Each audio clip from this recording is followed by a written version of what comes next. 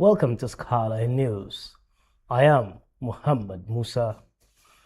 President Bola Ahmed Tinubu has congratulated former military president General Ibrahim Badamasi Babangida on his 85th birthday, describing him as an outstanding leader whose time in office left enduring marks on Nigeria's political, economical, and geographical landscape. Babangida, who governed Nigeria from 1985 to 1993, clocked 85 on Monday, August 17. Oiza Daineka joins us with more on this report.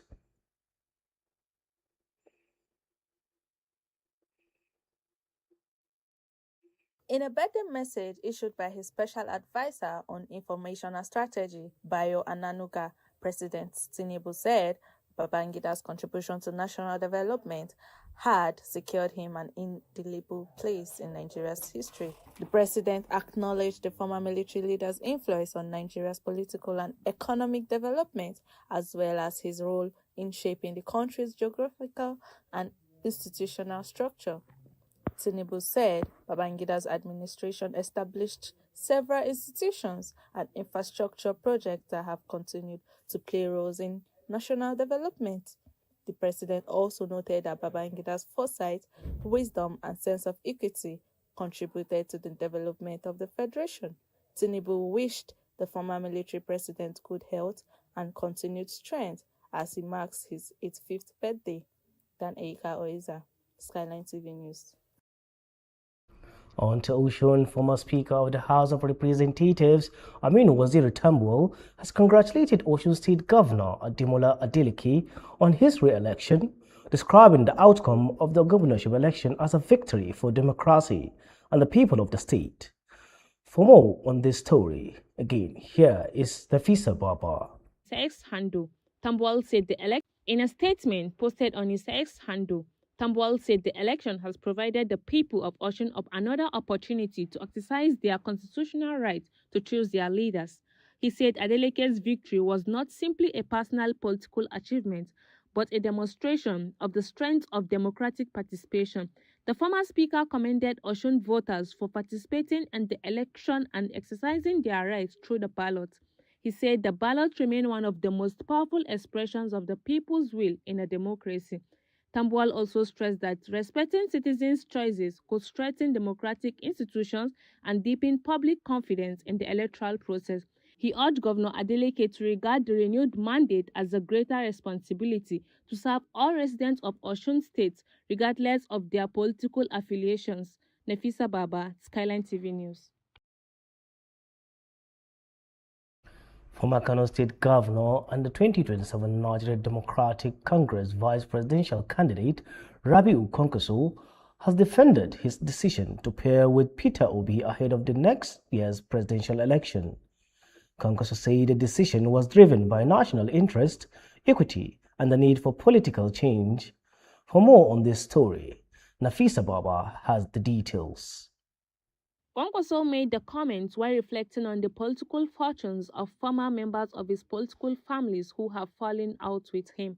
The former governor said his political partnership with Peter Obi was based on what he described as broader national considerations. He also spoke about former Kano governors Ibrahim Shekaro and Abdullahi Ganduje, as well as incumbent governor Abba Yusuf.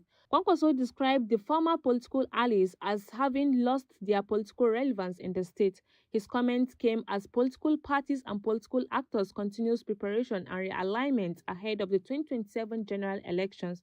The emerging aliens are expected to shape the political context as politicians across the country continue to position themselves ahead of the elections. Nafisa Baba, Skyline TV News.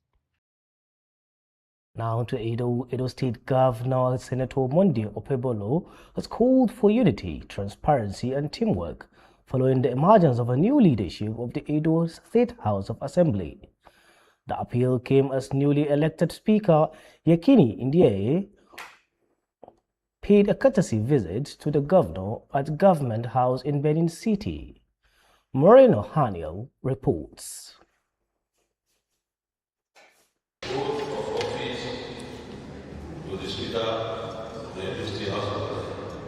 A new leadership is taking shape at Edo State House of Assembly and Governor Monday Okpebolo says its success will depend on unity and responsible leadership.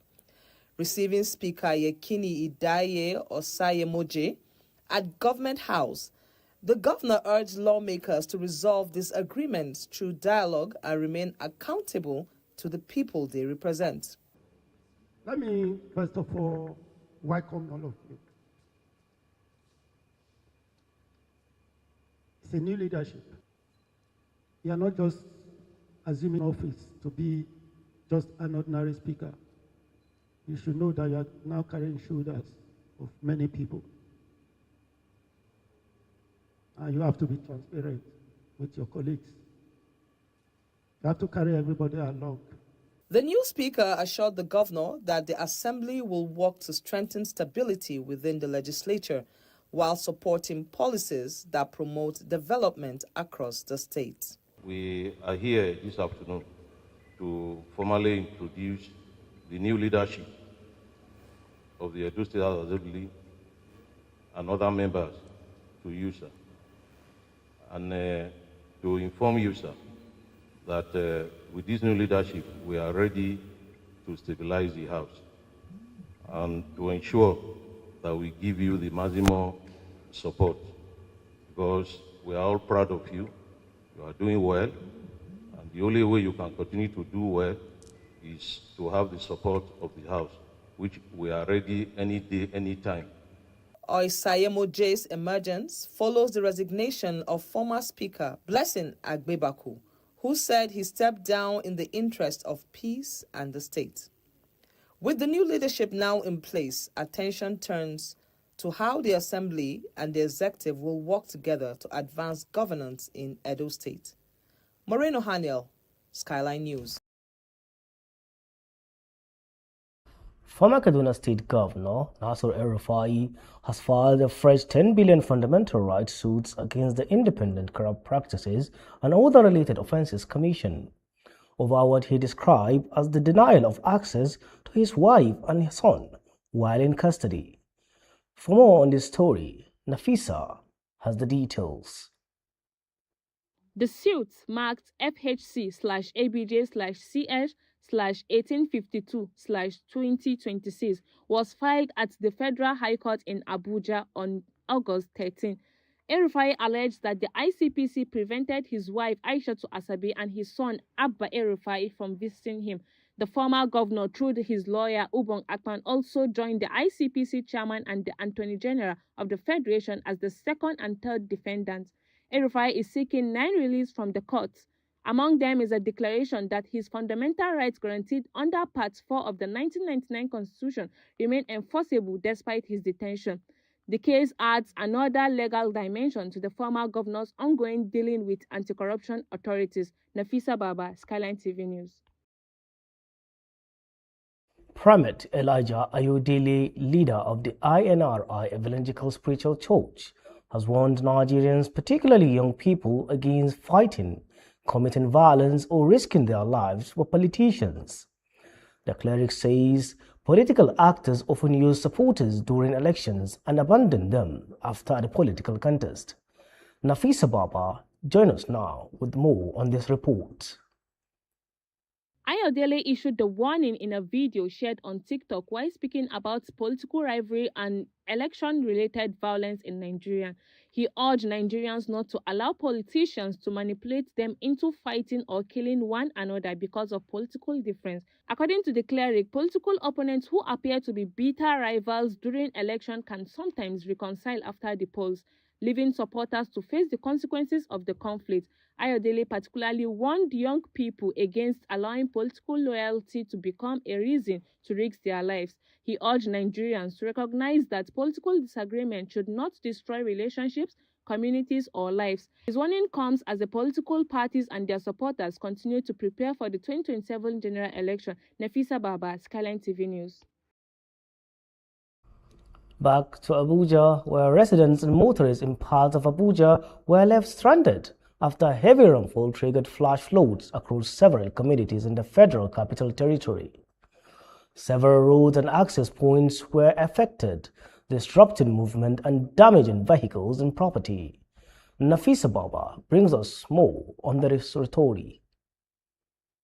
Areas affected included Wusetu, Adetukombo, Ademola Crescent, the vicinity of Delight Event Center in Gudu and Efab Estate in Lokogoma. The bridge linking Gadua and Dromi was also inundated, leaving motorists stranded and disrupting movement between the two communities. Several vehicles were submerged or damaged by the flood waters. Some businesses in the affected areas were also forced to temporarily shut down as residents struggled to protect their homes, shops, and belongings. The incident has renewed concerns about drainage, infrastructure, and the ability of some parts of the nation's capital to cope with heavy rainfall. Nafisa Baba, Skyline TV News. The federal government says more than 4,000 abandoned mine pits across Plateau State have been identified as potential sites for new investment in energy, tourism, and fisheries. Our correspondent, Oiza Danieka, has more on this report. Dele Alake said the government was seeking private investors to partner with it in transforming the abandoned pits from dangerous sites into productive economic assets. Alake spoke following the collapse of an abandoned tin mine pit at Kasa in Barkinladi local government area of Plateau State. 7 people were killed in the incident. The government says rehabilitating the abandoned mining site could address safety concerns while also creating new opportunities for economic development. Oiza Danieka, Skyline TV News. On to Ondo State, where the paramount ruler of Akure Kingdom, Oba Olade Toyimbo Ogunlade, has ordered the temporary closure of major markets across Akure as part of activities marking the 2026 Ahirebe and Omole Festival. The closure affects markets, stalls, and shops across the city on August 17 and September 1. The palace said registered pharmacies will be permitted to operate, but patent medicine stores would not be covered by the exemption. It also clarified that human and vehicular movement within Akure will not be restricted during the festival days. Now on to business, where oil prices have risen as uncertainty surrounding diplomatic efforts to resolve the Middle East conflict continues to influence the global energy market.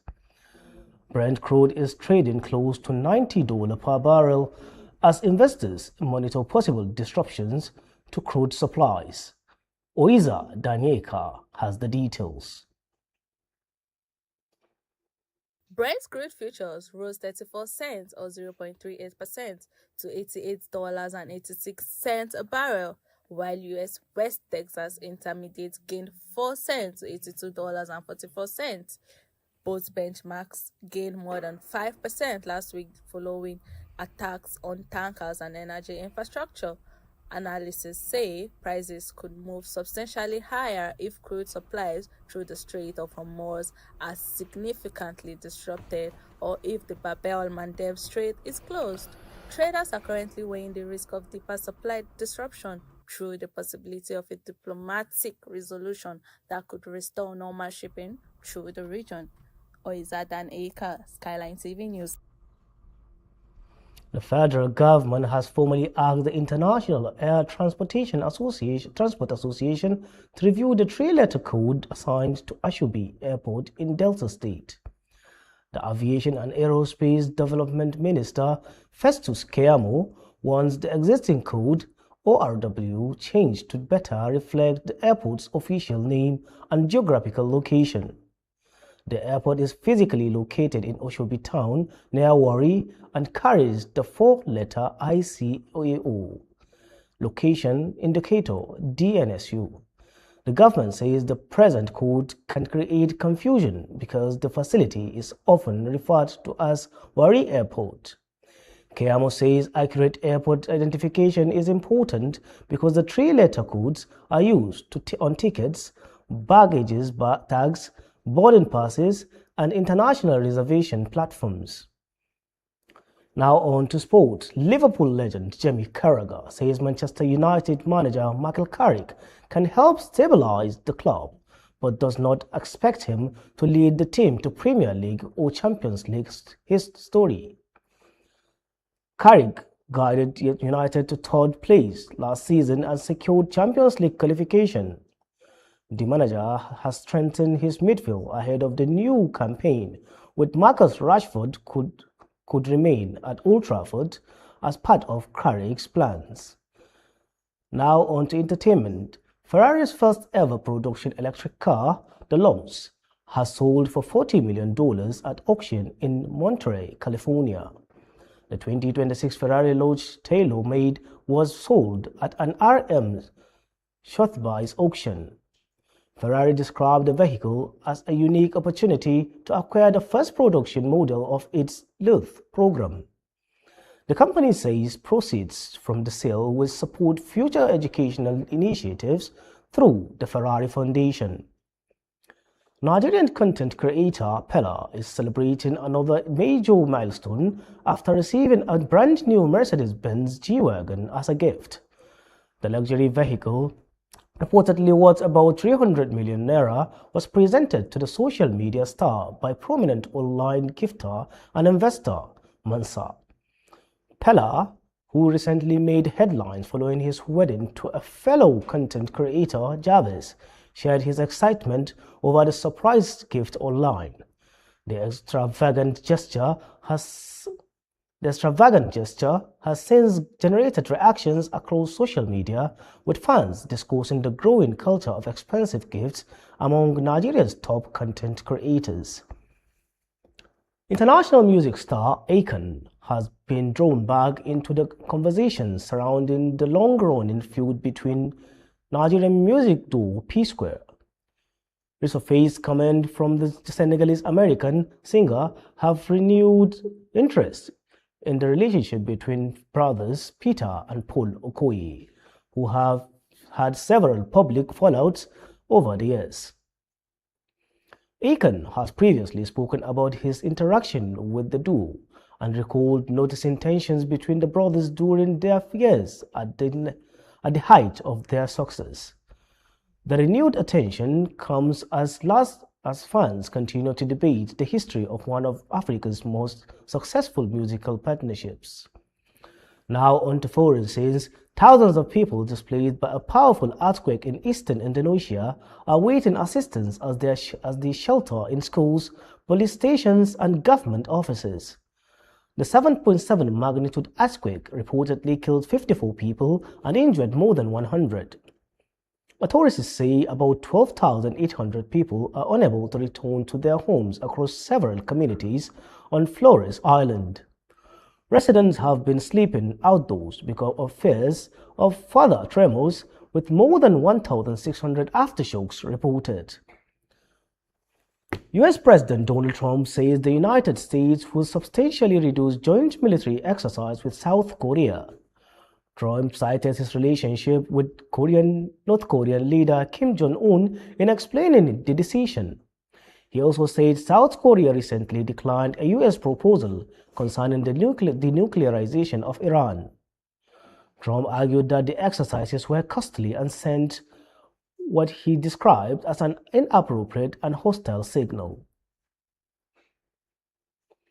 6 people have been killed and 4 others injured in Ukraine missile strike on Russia's Belgorod region, according to Russian officials.